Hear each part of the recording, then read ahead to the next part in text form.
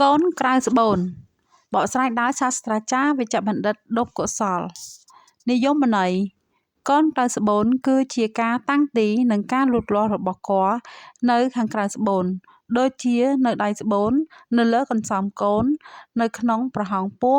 នៅមាត់ស្បូននិងនៅចំណុចតំណរវាងទួលស្បូននិងដៃស្បូនដែលជាទូទៅត្រូវបានបង្ហាញឡើងនៅត្រឹមត្រីមាសទី1នៃការមានផ្ទៃពោះ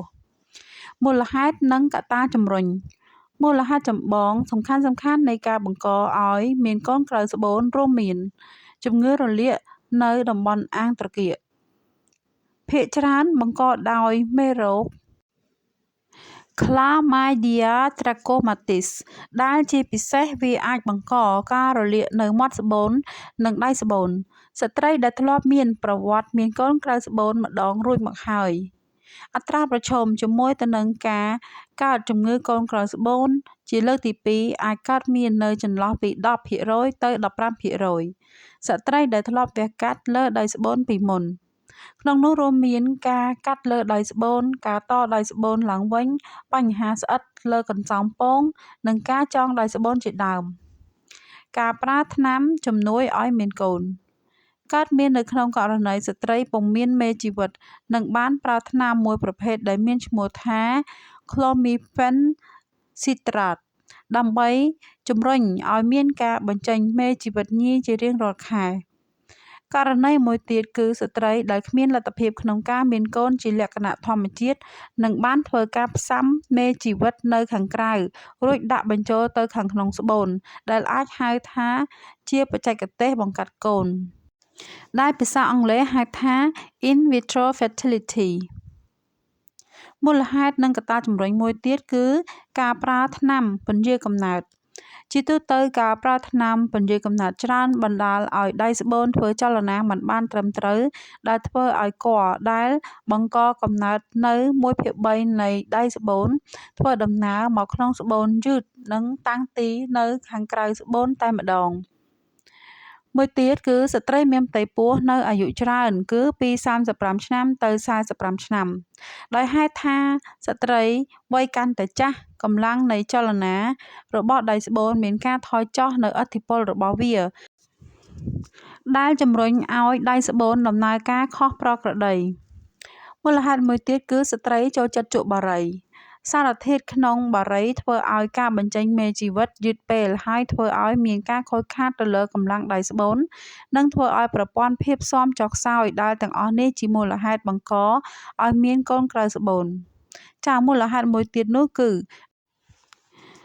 ដៃស្បូនមានការបង្កើតជាកន្លុកដោយឯកឯង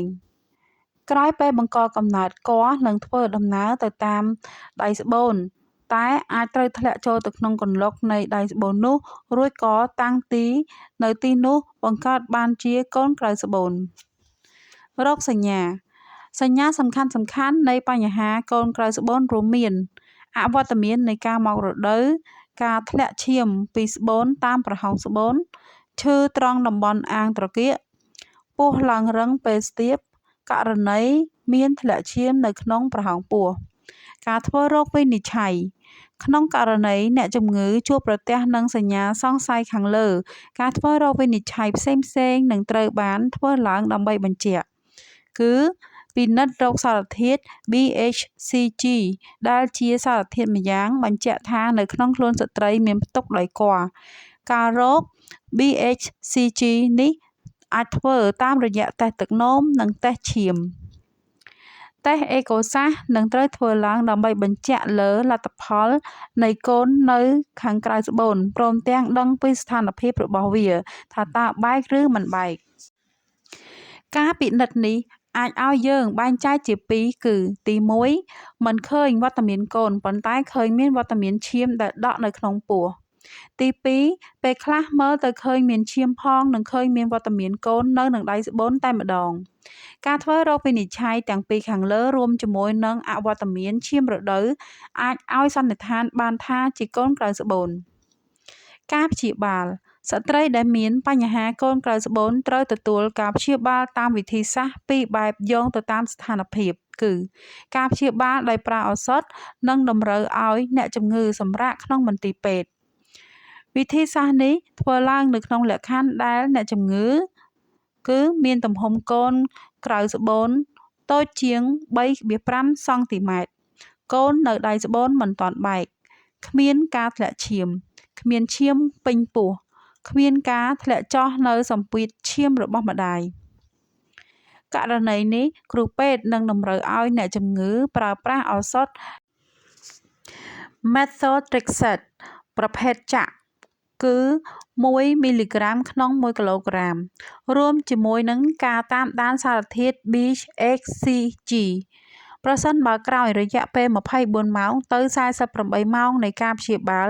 បរិមាណនៃ BHCG មានការធ្លាក់ចុះនោះមានន័យថាការព្យាបាលមានប្រសិទ្ធភាព ការព្យាបាលដោយវះកាត់ វិធីសាស្ត្រនេះធ្វើឡើងក្នុងលក្ខខណ្ឌដែលកូនក្រៅស្បូនគឺមានការបែកហូរឈាម សម្ពាធឈាមរបស់ម្ដាយមានការប្រែប្រួលឬធ្លាក់ចុះ ករណីនេះអ្នកជំងឺនឹងតម្រូវឲ្យទទួលការវះកាត់ដែលការវះកាត់នេះចែកចេញជាពីរទៀតគឺវះកាត់ដោយបើកពោះតែម្ដងឬវះកាត់ដោយចោះតាមរយៈ Endoscopy ផលវិបាកចំពោះម្ដាយ បញ្ហាកូនក្រៅស្បូននឹងអាចមានហានិភ័យចំពោះសុខភាពស្ត្រីជាម្ដាយដូចជា ករណីមានការព្យាបាលយឺតយ៉ាវធ្វើឲ្យស្ត្រីបាត់បង់ឈាមច្រើនរហូតដល់ជួនកាលគាត់ត្រូវទាមទារឲ្យមានការព្យាបាលដោយការបញ្ចូលឈាម ស្ត្រីអាចប្រឈមមុខជាមួយនឹងការកើតកូនក្រៅស្បូនលើកក្រោយទៀត ស្ត្រីអាចប្រឈមជាមួយនឹងការគ្មានកូនតែម្ដង វិធីសាស្ត្របង្ការ វិធីសាស្ត្រដើម្បីបង្ការការមានកូនក្រៅស្បូនអាចធ្វើឡើងដោយយោងតាមមូលហេតុបង្កក្នុងនោះរួមមាន បង្ការកុំឲ្យឆ្លងមេរោគ Chlamydia trachomatis ចូលក្នុងប្រដាប់បន្តពូជស្ត្រី ជៀសវាងការវះកាត់តំបន់ដៃស្បូន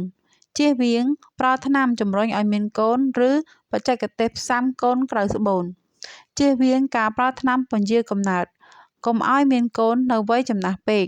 កុំជក់បារី ដំបូន្មានពីវេជ្ជបណ្ឌិត ដើម្បីសុវត្ថិភាពស្ត្រីគ្រប់រូបដែលស្ថិតក្នុងវ័យបន្តពូជដែលមានដៃគូទាំងអស់ត្រូវប្រញាប់មកពិនិត្យអេកូសាសក្រោយពេលបាត់រដូវភ្លាមៗដើម្បីអាចដឹងទាន់ពេលវេលាថាកូននៅក្នុងស្បូនឬនៅក្រៅស្បូន